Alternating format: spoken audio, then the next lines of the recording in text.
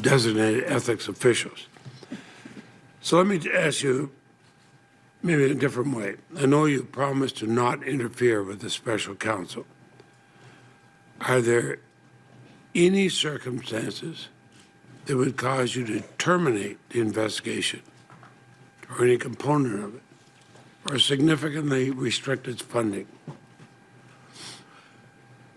Under the regulations, Bob Mueller could only be terminated for good cause, and frankly, it's unimaginable to me that Bob would ever do anything that gave rise to good cause.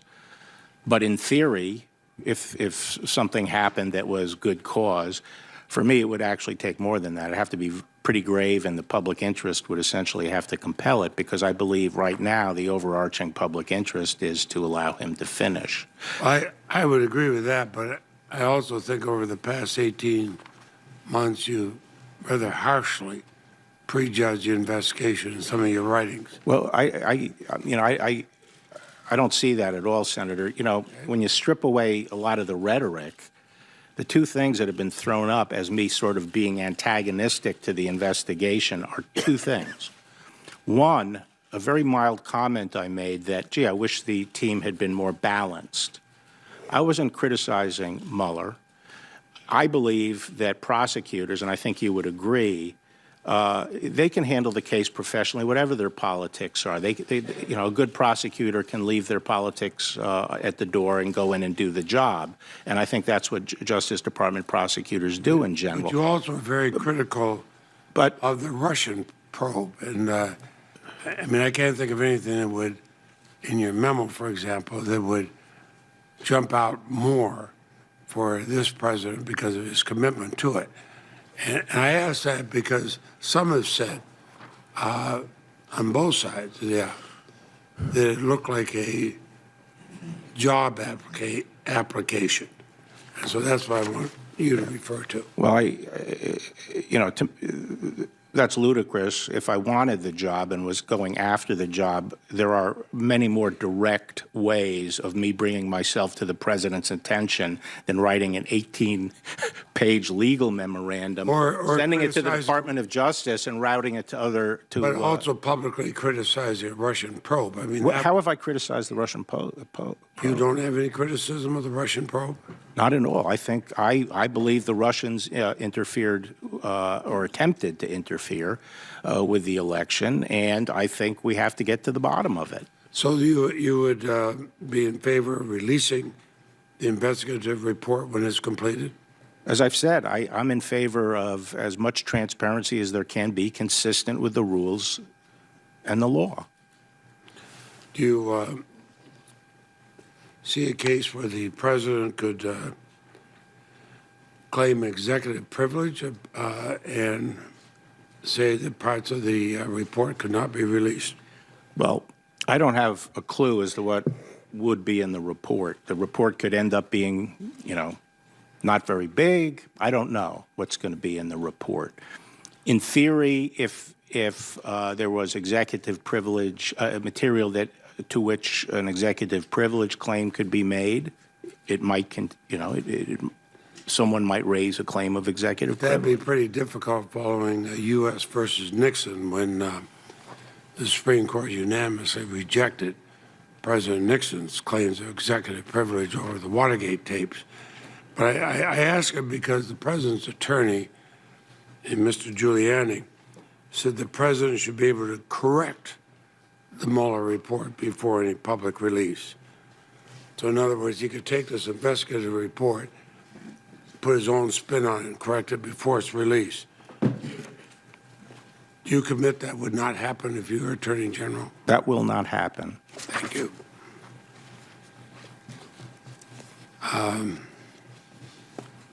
You had, when you're AG, I remember this well because I was here in the Senate at the time, you encouraged President George H.W. Bush to pardon all 6 individuals who were targeted in Iran-Contra.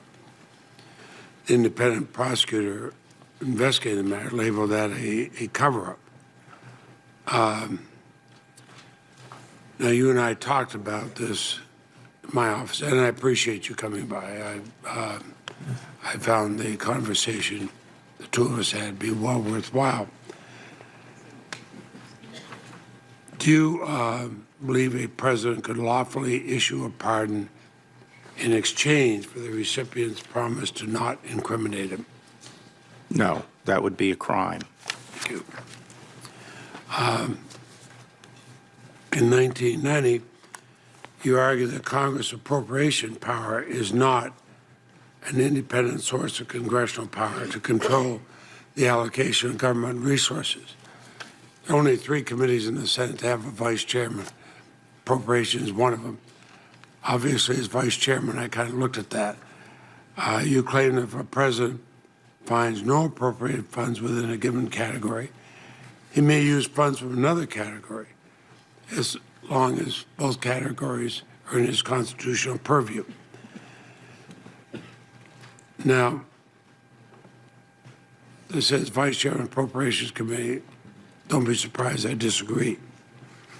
Congress's power of the purse, Article 1, Section 9, I believe constitutes one of the most fundamental and foundational checks and balances on the executive branch. So do you believe the president can ignore Congress appropriations allocations, conditions, and restrictions in law? Just ignore them and take the money and Not as a general proposition, but that was a general proposition. I actually thought that was a good law review article. I gave it as a speech, and it was really a thought piece. And what I was really saying was, and I say right up front, that the more I thought about the appropriations power, the more confused I got. And I was just laying out a potential template, which is this. People frequently say, you know, the power to, you know, spend money on this division or this missile system is part of the power of the purse. And what I was actually saying was, you know, actually what the power being exercised there is the substantive power that Congress has to raise armies. And it's not, it doesn't come from the power of specific appropriations on agriculture or on defense. I mean, for example, could a president just build a wall along our southern border because he wanted to and just take the money, whether appropriate or not? What about eminent domain? What about eminent domain? Well, if you're going to build a wall, you got to take a whole lot of land away from landowners in Texas and elsewhere. Well, you know, you'd have to show me what statute is being invoked and also what appropriations is being used. I can't answer that in the abstract. So you're saying the president, though, can have the power to go into money even if the Congress is appropriated for a different purpose? I didn't say that. But some You mean that? I don't mean that. I'm saying that you know, there are monies that the president may have power to shift because of statutory authority. But that would have been because Congress gave him that authority. Right. Not because he has it automatically. I'm not taking that position. As I said, my law review, it was published as a law review article, and it was a thought piece exploring what limits there might be to the appropriations power and where Congress's power comes from in certain areas. Thank you. Thank you, Mr. Chairman. Just to follow up on that real quick, and I won't take this against the recording. To the Article 2 powers, the inherent authority of the Commander-in-Chief, give him the ability to take appropriated dollars for the Department of Defense and build a wall?